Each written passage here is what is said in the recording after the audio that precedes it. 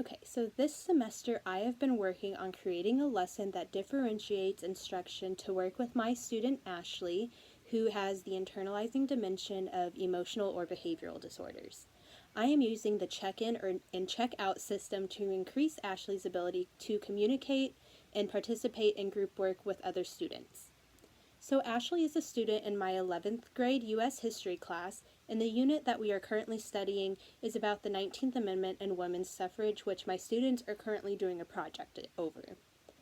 The check-in and check-out system is a strategy that is used to continuously assess and monitor progress in students' daily behavioral performance. What this looks like in my lesson is that Ashley will meet with me at the beginning of the class to receive her daily progress report, which I will go over in just a moment. We will decide what her days are, what her goals are for the day, and then I will go into the lesson. From there, she will assess herself on these behaviors throughout the lesson, take any notes that she needs to, and at the end of the day, she will meet back with me so we can discuss her progress and kind of see what the next step is for Ashley. At the beginning of my lesson, students will come into the classroom and they'll find their seat according to a seating chart that I have projected on the board. So students are already grouped into groups of 3 to 5 kids based on their needs, strengths, weaknesses, things like that, so that people aren't choosing their groups and leaving them unbalanced to where there's a really strong group of 5 kids and then a really weak group of 4 kids. This also allows me to differentiate instruction for Ashley because I am able to choose students for her to work with that show they have the ability to be patient with Ashley and to get her to want to communicate and to participate in the group. So after finding their seats, students will then grab their journal from their class bin that I keep in the room, and they will reflect on the following questions for the bell ringer. These questions are, how do I benefit from being able to vote, and why do I think that voting is or is not important? So these journals are not graded, but I do look at them periodically to first make sure that students are doing the bell ringers, and to kind of get an understanding of how students' ideas of social studies concepts that they should be getting from my class change throughout the school year. More than likely, they will just be used to get their brains kind of working and geared towards the assignment at hand. So that's what these questions do. They get students understanding, like, why do I think voting is important, so that they can apply what they think is important in their daily life to this project, which I think is really important for students to be able to be interested and engaged in social studies lessons. So during the bell ringer, Ashley will also come to me before the class officially starts. We will discuss the daily progress report, which I have here. She'll put her name on it as well as the date. There's some instructions here which I stated at the beginning. Here she will list the 3 behaviors that she wants to focus on today. Me and her will both work through this, so it's not just Ashley choosing what she wants to work on, but I will provide some feedback and suggestions as well. And then here she will rate on 3 stars how she did. So 1 is no improvement at all. She was still very afraid to get out and talk to others, to socialize and whatnot. 2 stars shows a little bit improvement, but she thinks she could have done better. And then 3 stars is she is satisfied with the improvement that she made today. She feels that she really stepped out of her comfort zone. And then there's also space down here for notes. So, yeah, I lost my train of thought, crap. Me and Ashley will discuss these 3 goals. These goals will be based on how Ashley comes into the class feeling, as well as what we are doing within the class, so that it makes sense and they're attainable goals as well for the time being. So for this lesson, students will be working together to create a research project presentation about a specific topic within the 19th Amendment or the women's suffrage movement. We will start the class by doing a quick review, which involves students asking any questions that they have from the class before, which we did a complete lesson over the suffrage movement.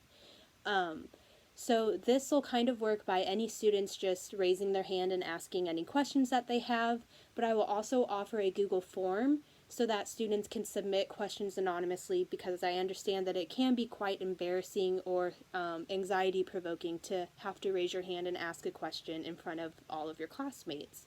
I think this will help Ashley a lot as well, so that she will still be getting the help she needs with any content related, and not pushing her too quickly to overstep her boundaries, if that makes sense. Students will then be given a rubric, which I have here. This rubric gives them kind of just the quick instructions for the day, the name of the project. It gives them a space to write down their topic. More than likely, I will already have this filled in with what their topic is for the project. A few guidelines with like how many slides, picture requirements, what type of materials they should be using, and then a rubric. So the rubric here has categories for whether the length of the PowerPoint, if they included any pictures I mean primary documents like pictures and things like that, and then the use of textual-based evidence, and the last one is whether they cited their sources. So I have this graded on a continuum from 0 to 5 points, breaking it down from 0 to 1 points. Basically, they did the bare minimum of the assignment, or they did nothing at all. 2 to 3, it was okay, but it could be better. And then 4 to 5, beyond reaches my expectations. Students use a lot of textual evidence. They go above and beyond with the pictures inclusion. With the inclusion of pictures, the PowerPoint is at 10 slides or more, yada yada. So at the end of my class period, students will be sent a Google form so that they can provide peer review feedback for each of the peers in their class or in their group. So this gives them a space to tell me how they feel each student did in their group. And it is not anonymous, so I don't know, well, I guess I'll know who it is because they wouldn't have filled in stuff for themselves.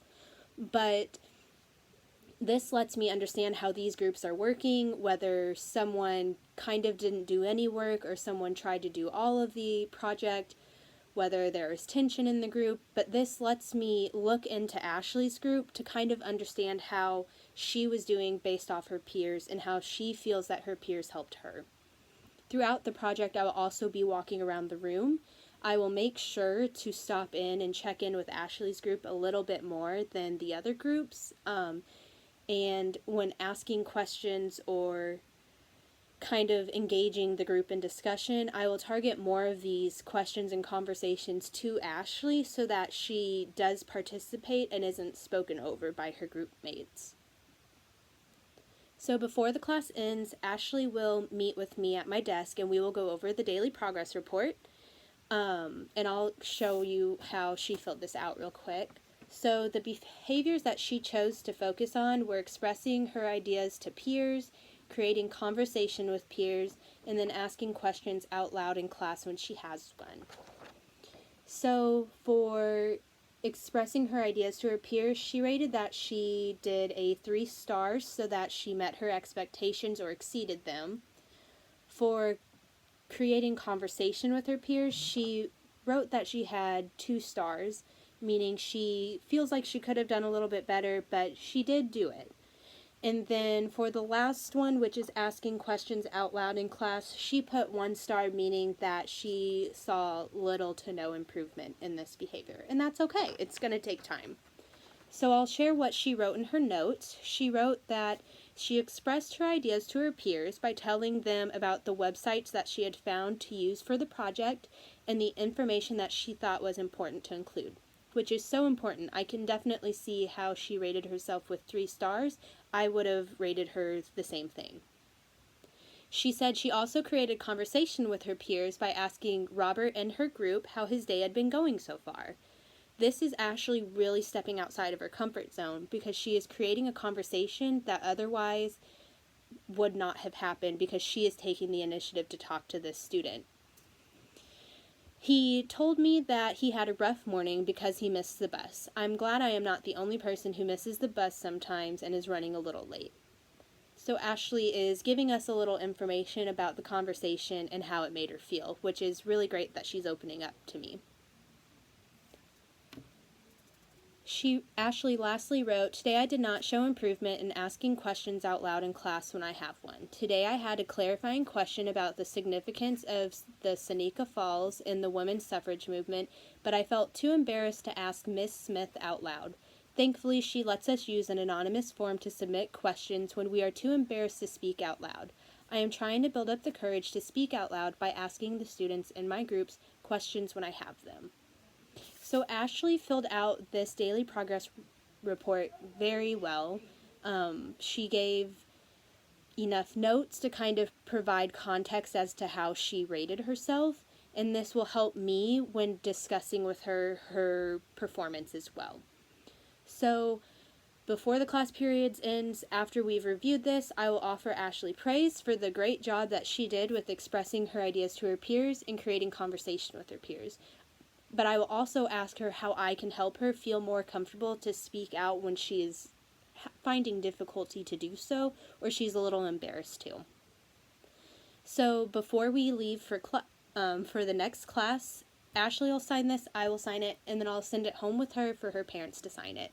The next day, she will bring it back to me at the beginning of class. We'll start the process over.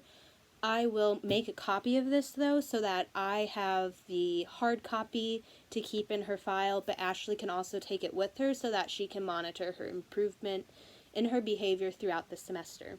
And that is pretty much my lesson on the women's suffrage movement and how I've differentiated it for Ashley. I had a lot of fun creating this assignment, and I'm really excited to implement something very similar when I am a teacher in a couple years. Thank you.